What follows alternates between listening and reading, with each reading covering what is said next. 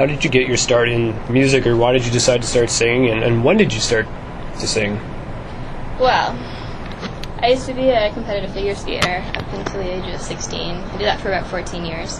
And when I was about 15, I decided to pick up the guitar. And I was never musical before that. I was a kid. I baked my way through piano lessons, and basically it was like not musical at all as a kid.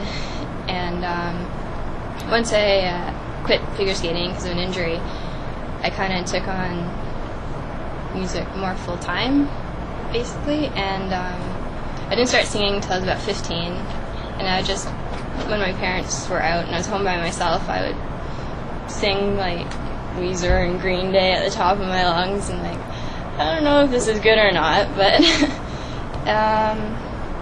yeah, and basically it kind of happened almost overnight, literally. Like, I had sort of the basics of everything, and then one night I basically felt like I went away for a really long time, and I came back and sort of everything kind of clicked, and I started like writing songs and singing properly, I guess. Right. And I started taking singing lessons, and shortly after that I started playing out and live. Right. And this was you only started doing this when you were 16, right? Yeah. So, and it's pretty interesting actually, because I remember when we were back in high school reading this article. Oh yes, good old high school. Yes. Actually, there's an article here that we're pulling off the internet that I actually saw. I remember being in school, walking through the hallway, and seeing somebody put it up there, and I stopped and like, I know that girl, and yeah. So you were 17 when this article. It's you were in a Cosmo contest, songwriting contest, and at the time they need everybody. You wanted everybody's vote, and you're the only person from Canada out of 4 remaining singers, or 5.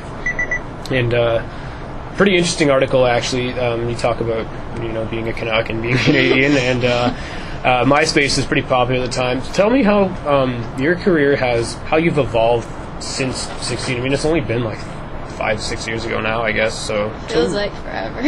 Right. I guess just keep getting better and keep learning and meeting new people, and which influence you. And I think starting the all-girl band really helped me, like, really move it forward a lot more. There's so much more opportunity in doing that. You mentioned off air that you like singing in a group better than you do alone. Yes. Why is that? It's a lot more fun because you have more people there, people there to joke around with on stage, and if you mess up, there's always someone there to cover you. Right. It's not as easy to notice. Yeah. Yeah. All right. And what experiences do you write about or do you talk about in your music? I know that sounds like a really basic question, but is there anything particular that you really write about? I guess just relationships and stuff, and things that piss me off. I have a really hard time writing love songs. It always seems so cliche. Right. But yeah. Now, talk about when did you sort of realize that you would like to be in a group or sing with a group as opposed to just going solo in your career? I think for a long time the thought of being in an all-girl band was just ain't gonna happen. Right. I'm not gonna sing with other girls. And this girl in last April, I guess, she came to me and was like, do you want to start like a band or whatever? And I was like, okay. And we met up, and I found some people like bass player, drummer, and that one girl, she kind of fell off the map, and I kept going with it, and here we are. There we go. Now, the Oakville Beaver describes you, or I'm not sure if it's the Oakville Beaver that claims this description or if it's something that you said in the paper that you said to them, but it's a mixture between the Cranberries and Avril Lavigne. Yeah, I used to get that all the time. Sorry? I used to get that all the time when I was Now, is that a more accurate description today of what you sound like? I think so, for the most part. Which leads me to my next question, actually, which is, who's been your biggest influence in your career, and why? My biggest influence, I would probably say my mother. She's really helped me along the way, and she has a good head for business, and she's always there to help. Now, it says in this article, actually, which is really interesting, because I've been to this cafe, and you started singing at CJ's Cafe. Yeah, I played there a couple times. What was that like? I've been there, actually, and I've seen people sing, and I was just like, who is this person? The first time I was there, it was like a 2-hour set. Was it outside? No, it was inside. Right. I was like, I had to like bring all my sheets of paper to fill at the time. It was just like... Kind of cover overwhelming, or? Yeah, and I didn't play any covers. It was all original. Wow. Yeah. And then this is when you first started, too, right? So. Yeah, I was probably like 17, maybe 16 or something. Now, you're with Tallulah Darling, and what's it like been playing with that band? I know we kind of talked about that last time. Kind of touch up on where you are with your band now. It's a lot of fun. They're great girls, and very happy to have found them. Right now we're heading into the studio soon to do a couple more songs. I have a photo shoot coming up, and got shows. So let's talk about these shows and where they are, and how any one of you out there who's listening that live in the Toronto area can come out and see this wonderfully talented young artist. We have one August 17th at the Hard Luck Bar downtown. It's Dundas Street somewhere. Perfect. Well, when you get more, we'll Google it and we'll talk about it. Yeah. And what is the hardest part about going to all these events and playing, and even though it is live and it's what you want to do, what's the hardest part about it? Probably dealing with promoters. And why is that? Like, bring people out, and if you don't bring enough people out, you have to pay for the tickets, and if it's just, it can end up being a nightmare. I've had some pretty bad experiences. And is it because if you don't give out enough tickets or not enough people come, they have to cover their losses? Is that? Yeah, pretty much.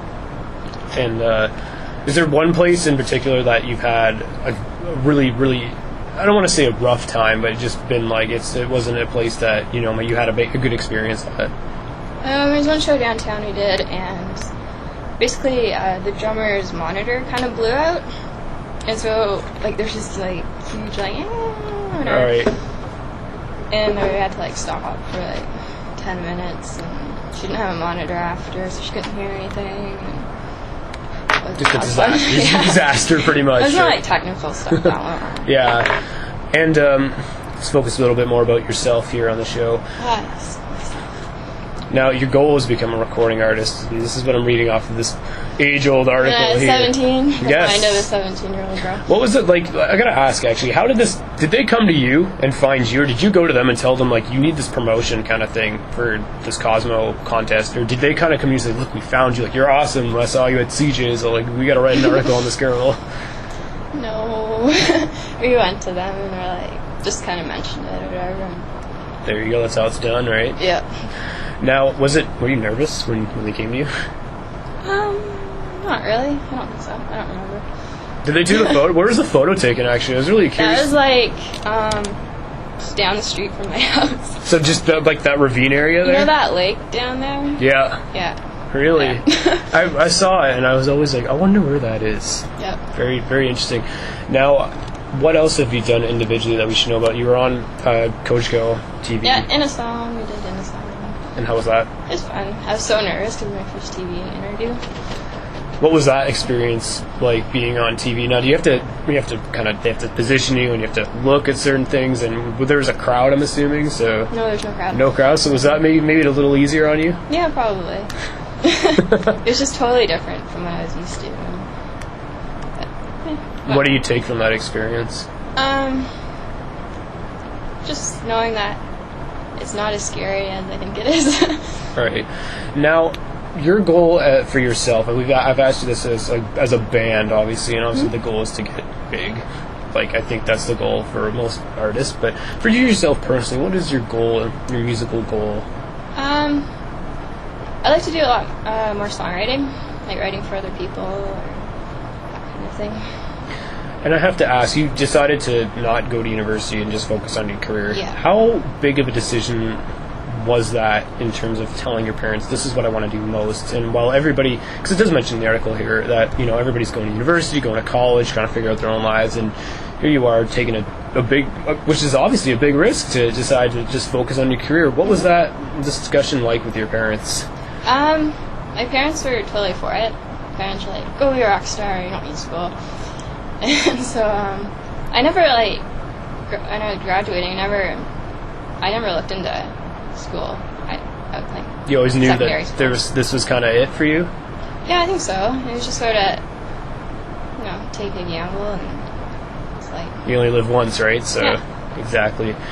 Now, you also did this YMCA Rocks thing, which is designed to educate and give experience to industry. What was that experience like for you? That was probably the best job I've ever had. We got paid for that. Really? Yes, it was a government-funded program. It was like a 2-month program, and they ran 2 of them. And there was probably about a group of like 10 of us. And like we'd go around to like the different like recording studios and like music-related businesses, and basically learn about what there is. Now, so much fun. I have to ask, if you were to tell someone who's young and getting started in the industry, what advice would you give to them? What advice I would give to young people? Basically learn as much as you can about it, and every opportunity, just take every opportunity, and knowing the business end of it is probably way more important than any musical end you could have. Now, I have to actually, this is kind of funny, going through the article here, and it says, when you put Last Night on MySpace, which is this is clearly, you can tell this is an old article, although you still use MySpace today. I use it. And you are on Twitter as well. I'm on Twitter. You got a lot of responses all the way from Italy and Germany, but is this true? Someone actually gave you a marriage proposal to that song? Yeah, people used to get email, like messages on MySpace all the time from like Italy and wherever, like, come over to Italy, and blah blah blah. There's a place for you to stay. And we used to have this guy from Australia that we kind of became friends with, and he'd send emails all the time, and he used to like occasionally he'd get drunk and send like these drunken emails. It was really funny. And what else can we expect from you, just solo as an artist? What can we expect you to be doing? I know you're with you're focused more with your group right now, but obviously you have a solo career as well, whether it's sort of on the back burner. Anything we can expect from you individually? Not really. Everything is my band. So like basically all the songs I would do on my own are what I do with my band. And you got a new drummer. Yes, we have a new drummer. And you guys should come back as a band again. Yes. And come on and we can talk to your drummer and drill her with grueling questions, journalistically drilled questions. Hard-hitting journalism. There you go. Nation. Yeah, there you go. And anything else you want to say before we end off the interview? Just thanks for having me, and well, always good seeing you. You're always welcome to come on the show. You know how to get in a hold, and you're always welcome to come on. And you do have CDs, I understand, right? Yes. Yes, you should bring those along. And before I let you go, then I have to ask, what can we expect on these CDs? Besides music, because it's pretty obvious. It's just sort of a 5-song CD that we put together. And perfect. Well, Elora, thank you very much for joining us on Radio Nation. It's been a pleasure.